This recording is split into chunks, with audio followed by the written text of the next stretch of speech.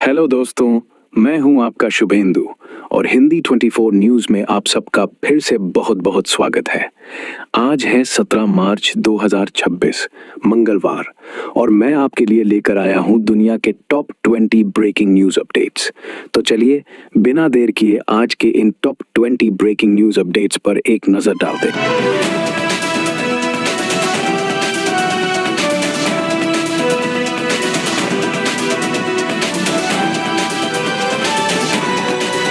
Iran America Israel युद्ध का 17वां या 18वां दिन जारी। दोनों तरफ से ताबड़तोड़ मिसाइल और ड्रोन हमले हो रहे हैं। ईरान ने पहली बार सेजिल बैलिस्टिक मिसाइल का इस्तेमाल किया, जिससे इजराइल के कई शहरों में तबाही मची है। ट्रंप ने दावा किया कि पहले कुछ घंटों में ही ईरान की मिसाइल क्षमता को काफी नुकसान पहुंचाया गया, लेकिन ऑपरेशन अभी भी जारी है और हजारों टारगेट बाकी हैं। अमेरिकी राष्ट्रपति ने ईरान के नए सुप्रीम लीडर मुस्तफा खामेनेई को चेतावनी दी है कि सत्ता में बने रहने के लिए वॉशिंगटन की मंजूरी है। इजराइल ने ईरान के 70 से ज्यादा मिसाइल लॉन्चर और न्यूक्लियर सुविधाओं को निशाना बनाया, जिससे ईरान की बैलिस्टिक मिसाइल क्षमता बुरी तरह प्रभावित हुई है। इजराइल ने स्पष्ट किया कि उनका लक्ष्य कब्जा या रिजीम चेंज नहीं, बल्कि सिर्फ मिसाइल और न्यूक्लियर इंफ्रास्ट्रक्चर को नष्ट करना है। तेल अवीव में ईरान की क्लस्टर बम स्ट्राइक से दक्षिणी इलाकों में कई छोटे छोटे बम बिखर गए, जिससे नागरिकों में दहशत फैली है। सीसीटीवी फुटेज में मिसाइल हमले की तस्वीरें कैद हुई हैं और इजरायली पुलिस ने सफाई अभियान शुरू किया है। ईरान ने दावा किया कि इजराइल अमेरिका में 9 अक्टूबर जैसा फॉल्स फ्लैग अटैक प्लान कर रहा है, ताकि ईरान को दोषी ठहराया जा सके। ईरानी अधिकारी अली लारिजानी ने कहा कि इजराइल शाहदेद 136 ड्रोन को रिवर्स इंजीनियरिंग कर अन्य देशों में हमले करवा रहा है। अमेरिकी वॉरशिप यूएसएस अब्राहम लिंकन पर ईरानी मिसाइल हमले का दावा किया गया, लेकिन ट्रंप ने इसे फेक न्यूज और एआई जनरेटेड डिसइंफॉर्मेशन बताया। सेंट्रल कमांड ने कहा कि कैरियर ग्रुप पूरी तरह ऑपरेशनल है। नेतन्याहू ने फेक मौत की अफवाहों पर जवाब देते हुए वीडियो जारी किया, जिसमें वे जिंदगी दिखे और कॉफी पीते हुए मजाक किया। ईरानी मीडिया में उनकी मौत की खबरें फैलाई गई थी, लेकिन अब वे सक्रिय दिख रहे हैं। होर्मुज जलदमरू मध्यम संकट गहराया, लेकिन पहला भारतीय एलपीजी जहाज शिवालिक मुंद्रा पोर्ट पहुंच गया। इसमें 45,000 मीट्रिक टन से ज्यादा एलपीजी है, जो लाखों घरेलू सिलेंडर के बराबर है। कल नंदा देवी और जग लाडकी जैसे जहाज भी पहुंचेंगे, जिससे एलपीजी संकट में राहत मिलेगी। ट्रंप होर्मुज को सुरक्षित करने के लिए कोलिशन बनाने की कोशिश कर रहे हैं, लेकिन ब्रिटेन और नाटो देश साथ नहीं दे रहे। ब्रिटिश पीएम स्टारमर ने कहा कि होर्मुज नाटो मिशन नहीं बनेगा। ईरान ने भारतीय जहाजों को होर्मुज से गुजरने की अनुमति दी, लेकिन हर जहाज की अलग अलग जांच हो रही है। एस जयशंकर ने कहा कि कोई ब्लैंकेट अरेंजमेंट नहीं है, बल्कि डिप्लोमेसी से क्लियरेंस मिल रहा है। पश्चिम बंगाल विधानसभा चुनाव के लिए बीजेपी ने 84 उम्मीदवारों की पहली लिस्ट जारी की, जिसमें शुवेंदु अधिकारी को ममता बनर्जी की दोनों सीटों पर भवानीपुर और नंदीग्राम से टिकट दिया गया है।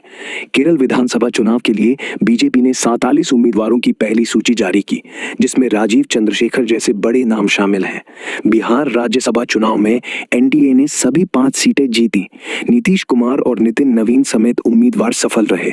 महागठबंधन के 4 विधायक वोटिंग में गायब रहे, जिससे तेजस्वी यादव की रणनीति फेल हो गई। उत्तर प्रदेश में मौसम में बदलाव आया। कई जिलों में बारिश और बिजली गिरने से 2 लोगों की मौत हुई।